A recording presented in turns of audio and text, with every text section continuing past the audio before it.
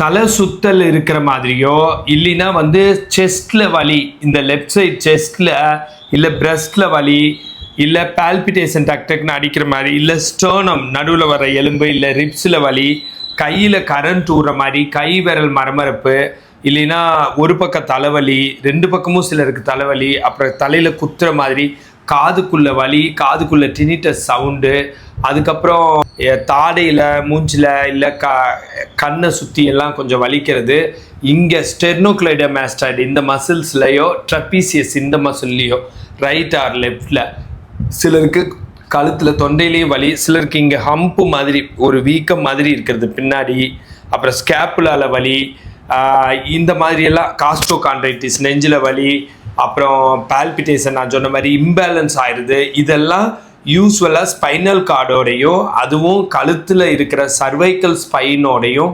சம்மந்தப்பட்ட ஒரு குறிப்பிட்ட டிசீஸாக இருக்குது. அந்த டிசீஸ் இல்லை ஸ்ட்ரெயின் அதனால் இல்லை நரம்பு அழுத்திட்டு இருக்கிறது, அதனால தான் இந்த சிம்டம்ஸ் எல்லாம் வருது.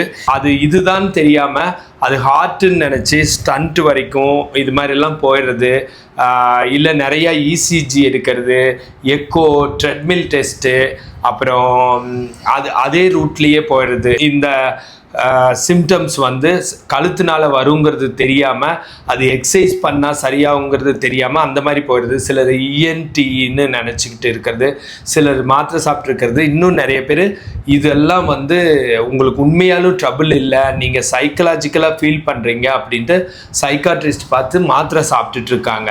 ஆனால் இது உண்மையான ட்ரபிள் தான். ஆனால் நீங்கள் நினைக்கிற ட்ரபிள் கிடையாது. கழுத்தில் ஸ்ட்ரெயின் ஆகி நம்மளோட மனதில் இருக்கிற ஸ்ட்ரெஸ் ஆகட்டும், டிப்ரெஷன், ஆங்ஸைட்டி, எந்த ஒரு நெகட்டிவான ஃபீலிங் ஆகட்டும், எந்த ஒரு மன கஷ்டம் இல்லை மன அழுத்தம் இல்லைன்னா வந்து ஒரு கோபம், இது எல்லாமே ஸ்பைனல் கார்டு வழியாக கண்டக்ட் ஆகி அப்புறம் தான் ஆக்ஷனாக மாறுது. இப்போ கோபம் வர்றது மூளைன்னு வச்சுக்கோங்க, ஆனால் ஓங்கி டேபிளில் தட்டுறீங்கன்னா அந்த ஓங்கி தட்டினது ஸ்பைனல் கார்டு, அதனால் உங்களோட மூளையில் நினைக்கிறதெல்லாம் ஸ்பைனல் கார்டில் தான் பாஸ் ஆகி அந்த இடம் வந்து கஷ்டத்துக்கு உள்ளாகிடுது.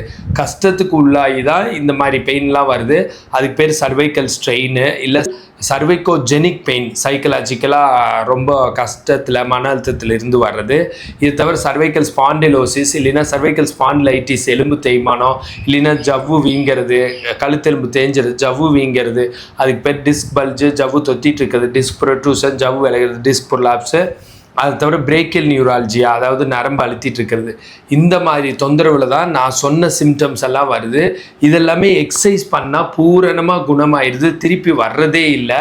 அந்த மாதிரி இருக்கிறப்போ அதை தெரியாமல் நிறையா டெஸ்ட்டுக்கு உள்ளாகிறீங்க, நிறையா பர்மனெண்ட்டாக அதை வச்சுக்கிட்டு ரொம்ப சூசைடல் டெண்டன்சி எல்லாம் இருக்கிறதா நிறைய பேர் சொல்கிறாங்க. எனக்கு இந்த வழினால் சூசைட் பண்ணிக்கலாமான்னு இருக்குதுன்னு. ஆனால் இது அப்படிப்பட்ட வியாதியே கிடையாது. ஒரு 10 நாள் எக்ஸசைஸ் சொல்லி கொடுத்தாலோ இல்லை மேக்ஸிமம் 20 நாள் சொல்லி கொடுத்தாலோ அது சரியாக வர நோய் தான். அந்த மாதிரி உலகத்தில் நிறைய இடத்துல இருந்து என்கிட்ட வீட்டில் இருந்தபடியே ஆன்லைனில் எக்ஸசைஸ் தெரிஞ்சு அதை க்யூர் பண்ணிக்கிறாங்க. ஸோ நீங்களும் அந்த மாதிரி சரியாகலாம். இன்றைக்கி ஒரு ஃபியூ எக்ஸசைசஸ் உங்களுக்காக நான் சொல்லித்தரேன். அது சொல்லிவிட்டு அதுக்கப்புறம் physiotherapist Monisha do's and don'ts எல்லாம் சொல்லி தருவாங்க. இப்படி எலிவேஷன் 1 1 2 3 4 5 6 7 8 9 10. Relax 1 1 2 3 4 5 6 7 8 9 10. Again 2 1 2 3 4 5 6 7 8 9 10.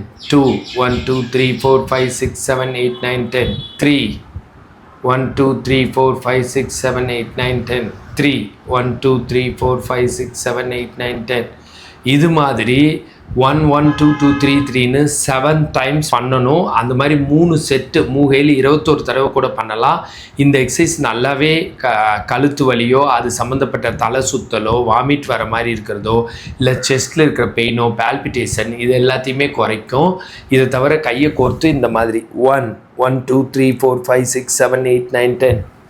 ரிலாக்ஸ் 1 2 3 4 5 6 7 8 9 10. 2 1 2 3 4 5 6 7 8 9 10. 2 1 2 3 4 5 6 7 8 9 10. 3 1 2 3 4 5 6 7 8 9 10.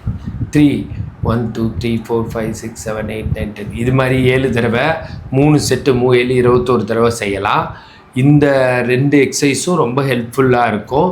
இதை தவிர நிறைய எக்ஸசைசஸ் இருக்குது. இந்த மாதிரி கூட செஸ்ட் பெயினுக்கு rotation clockwise 7, rotation anti clockwise 7. தலையை நேராக வச்சுட்டு ஸ்மூத்தாக பண்ணணும் இந்த எக்ஸசைஸ் எல்லாம். இதுவும் 3 செட்டு பண்ணால் கண்டிப்பாக சரியாகும். இப்போது டூஸ் அண்ட் டோன்ட்ஸ் மோனிஷா சொல்லுவாங்க. இப்போது நெக் பெயின் இருக்கிறவங்களுக்கு ஃபர்ஸ்ட் என்ன பண்ணணும்னா, நெக்கை வந்து நீங்கள் ரொம்ப ஸ்டிஃபாக வைக்காமல் ஜஸ்ட் நார்மலாக ஸ்ட்ரைட்டாக வச்சுக்கணும். லெஃப்ட்டில் திரும்புறது, ரைட்டில் திரும்புறது, இல்லை ஹெட்டை ட்விஸ்ட் பண்ணி மேலே திரும்புறது, ஜஸ்ட்டு ஒட்டரை அடிக்கிறது, ஹவுஸ் ஹோல்ட் ஒர்க் ரொம்ப ஹெவியாக பண்ணுறது, இது எல்லாத்தையுமே அவாய்ட் பண்ணணும். ஸோ நீங்கள் கம்ப்யூட்டர் ஒர்க்கில் இருக்கீங்க அப்படின்னா ஹெட்டை வந்து ஸ்ட்ரைட்டாக வச்சுட்டு சின் லெவலுக்கு கரெக்டாக அந்த கம்ப்யூட்டர்ஸ் இல்லை ஃபோன் இதெல்லாம் வச்சு யூஸ் பண்ணணும். ரொம்ப டவுன் பண்ணியோ லெஃப்ட்லேயோ ரைட்லேயோ திருப்பக்கூடாது. யாராவது கூப்பிட்டாங்க அப்படின்னா ஜஸ்ட்டு ஹோல் பாடி இப்படி ரொட்டேட் பண்ணி தான் பார்க்கணும். இப்படி நின்றுட்டு ஹெட்டை மட்டும் ட்விஸ்ட் அண்ட் டர்ன் பண்ணி பார்க்கக்கூடாது. இதை நீங்கள் அவாய்ட் பண்ணணும். ஓகே, இந்த மாதிரி ஹெல்த் டிப்ஸ் வேணா ஃபாலோ பண்ணுங்கள். ஃபிசியோதெரப்பி கன்சல்டேஷன் வேணா கால் பண்ணுங்கள். ஃபிசியோதெரபிஸ்ட் நல்ல ஆப்பர்ச்சுனிட்டிஸ் வேணா கால் பண்ணுங்கள். This Prakash physiotherapist. This Monisha physiotherapist.